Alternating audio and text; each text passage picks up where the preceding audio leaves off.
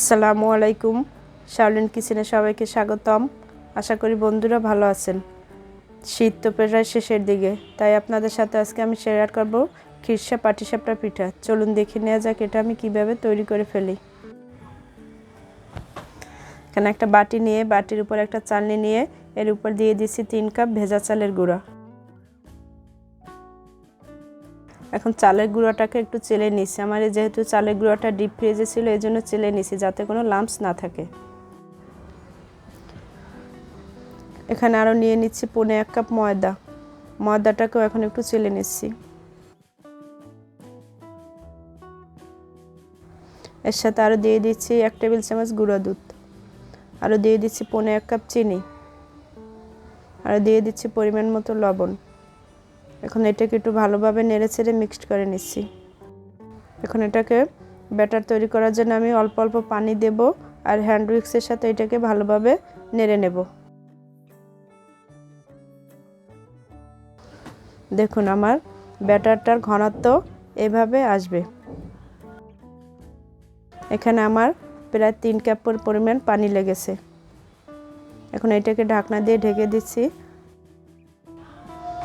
আমার খিরসা তৈরি করতে আজকে 2 টেবিল চামচ চালের গুঁড়া লাগবে। এখানে 1 টেবিল চামচ আমি চালের গুঁড়া লিকুইড দুধ দিয়ে গোলাই নিচ্ছি। দুধটাকে আমি এখানে জাল করে ঘন করে নিয়ে নিয়েছি। চুলায় একটা সসপ্যান বসিয়ে এর ভিতর দিয়ে দিচ্ছি 2 টেবিল চামচ ঘি। এর সাথে আরও দিয়ে দিচ্ছি 1 টেবিল চামচ চালের গুঁড়া। এখন ঘির সাথে চালের গুঁড়াটাকে একটু ভালোভাবে নেড়ে চেড়ে মিক্সড করে নিচ্ছি। এর সাথে আরও দিয়ে দিচ্ছি 3 চা চামচ পাউডার দুধ।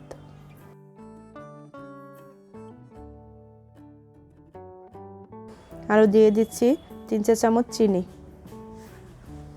এখন চুলার আঁচ স্লো করে চালের গুঁড়া, পাউডার দুধ, চিনি ভালোভাবে নেড়ে চেড়ে বাদামি করে ভেজে নেব।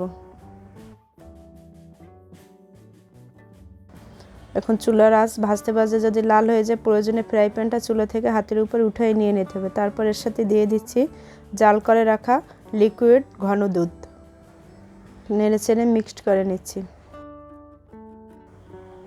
এর সাথে দিয়ে দিচ্ছি আমি যে চালের গুঁড়োটা গোলাই রেখেছিলাম সেটা এখন এটার সাথে দিয়ে দিচ্ছি। চালের গুঁড়োটাও দুধের সাথে ভালোভাবে মিক্সড করে নেব। এর সাথে এখন দিয়ে দিচ্ছি স্বাদ মতো লবণ, দিয়ে দিচ্ছি 1/2 চা চামচ এলাচির গুঁড়ো।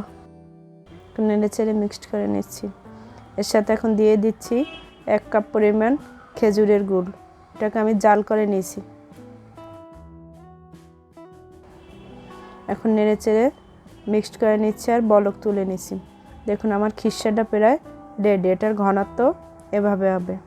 এটা ঠান্ডা হয়ে গেলে আরও কিছুটা ঘন হয়ে যাবে।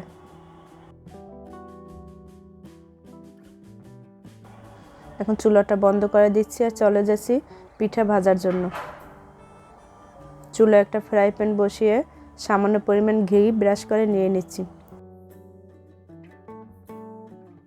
এখন এই ফ্রাই প্যানের উপর এখান থেকে 2 চামচ ব্যাটার দিয়ে দিচ্ছি।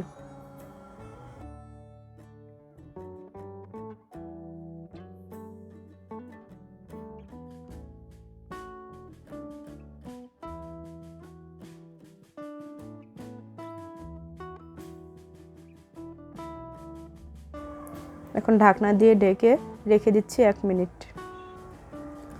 রুটিটা হয়ে গেছে। এখন আমি যে খিরসাটা তৈরি করেছি সেখান থেকে 1 টেবিল চামচ খিরসা রুটিটার উপর নিয়ে নিচ্ছি। আলতো হাতে রুটিটার উপর খিরসা ছড়াই দিলাম। এখন একটা স্প্যাচুলার সাথে রুটিটাকে ফোল্ড করে নিচ্ছি।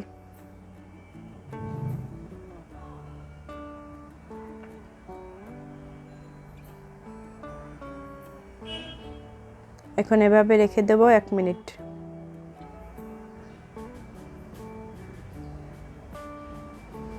1 মিনিট পর পিঠাটাকে উল্টে দিচ্ছি। এভাবে রেখে দেব 30 সেকেন্ড। দেখুন বন্ধুরা তৈরি হয়ে গেল দারুণ স্বাদের খিরসা পাটিসাপটা পিঠা। এখন পিঠাটাকে আমি একটা প্লেটে তুলে নিচ্ছি। একইভাবে আপনাদেরকে আমি একটা পিঠা বানান দেখাই দিচ্ছি।